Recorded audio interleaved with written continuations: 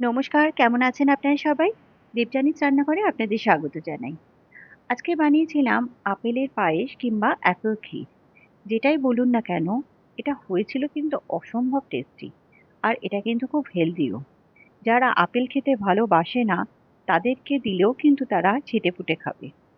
আর এটা সম্পূর্ণভাবেই কোনো রকম মিল্ক মেড কিংবা মিল্ক পাউডার কোনো কিছুই কিন্তু এখানে ব্যবহার করিনি। রেসিপিটা শেয়ার করলাম। ভালো লাগলে অবশ্যই আমার চ্যানেলটাকে ফলো করবেন। একটা লাইক, শেয়ার, সাবস্ক্রাইব করতে কিন্তু ভুলবেন না।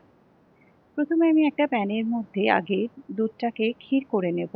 সেই জন্য এখানে সামান্য একটু জল দিয়ে এখানে দিয়ে দিচ্ছি 1 লিটার মতো কাউ মিল্ক। জলটা দেওয়ার কারণ হচ্ছে নিচটা যাতে ধরে না যায়। এবার এটাকে হাই ফ্লেমেই এভাবে নাড়তে নাড়তে একটু ভালো মতো ফুটিয়ে নিতে হবে।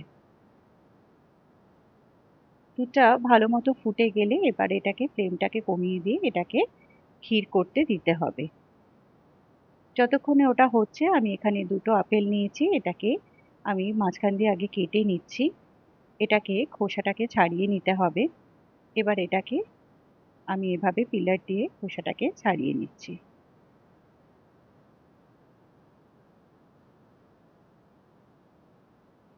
সবকটা এভাবে রেডি করে নিয়েছি। এবার একটা গ্রেটার দিয়ে এটাকে একটু গ্রেট করে নেব। আমি গ্রেটারের যে মোটা দিকটা হয় আমি সেই দিকটাই কিন্তু ব্যবহার করছি, যাতে এরকম একটু লম্বা লম্বা পিস হয়। সরু দিকটা করলে কিন্তু অনেকটাই বেশি মিহি হয়ে যাবে। এটা সবকটা আপেল এভাবে করে নিয়েছি। এখানে দেখুন দুধটা কিন্তু অনেকটাই ফুটে গেছে, তবে এটা আরেকটুও ঘন হবে। ততক্ষণে এখানে একটা প্যানের মধ্যে আমি নিয়ে নিচ্ছি 2 চামচ মতো ঘি। এর মধ্যে কিছু নাটস দেবো, সেগুলোকে এখানে আগে ভেজে নেব। এর মধ্যে আমি দিয়ে দিচ্ছি অ্যালমন্ড। অ্যালমন্ডটাকে আমি খুব ছোট ছোট করে কাটিনি, কারণ এগুলো মুখে পড়লে খুব ভালো লাগবে। এটা একটু বড় সাইজ করেই কাটা হয়েছে। আর এগুলোকে একটু হালকা করে ভেজে নেব। এর সাথে আমি দিচ্ছি আখরোট। এই আপেলের পায়েসে কিন্তু এই দুটো ড্রাই ফ্রুট সবচেয়ে বেশি ভালো লাগে। এটাকে আমি ঘিতে ভালো করে একটু ভেজে নেব। এটা ভালো মতো ভাজা হয়ে গেছে, এটাকে তুলে রাখবো। এই ঘিয়ের মধ্যে আমি দিয়ে দিচ্ছি কিছু কিশমিশ। কিশমিশটাকেও আমি একটু হালকা করে ভেজে নেব। এটাও ভাজা হয়ে গেছে, এটাকেও তুলে রাখবো। এবার এই ঘিয়ের মধ্যেই আমি যে আপেলটাকে গ্রেট করে রেখেছিলাম সেটাকে ছেড়ে দিচ্ছি। এটাকেও একটু হালকা ভাজা করে নেব এবং আপেলের মধ্যে যেই জল জল ভাবটা আছে সেই জলটাকে একদম ভালো করে নাড়িয়ে চাড়িয়ে শুকিয়ে নেব।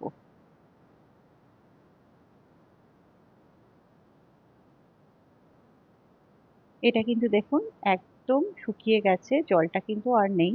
এটা দেখেই বুঝতে পাচ্ছেন। এবার এটাকে নামিয়ে রাখবো। এখানে দুধটাও কিন্তু আমার অনেকটাই ঘন হয়ে গেছে। এবার এখানে দিয়ে দিচ্ছি আমি কিছুটা কেশরের স্ট্রিং।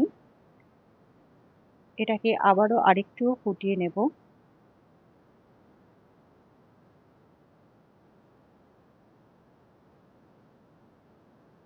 এবার এখানে দেখুন একটু কিন্তু হালকা কালার হতে শুরু করেছে, এটা কেশরটা দিয়েছিলাম। এই সময় এখানে আমি এবার আপেলটাকে ছেড়ে দিচ্ছি। এবার এটাকে দুধটাকে আপেলের সাথে কিছুক্ষণ একটুখানি ফুটিয়ে নেব।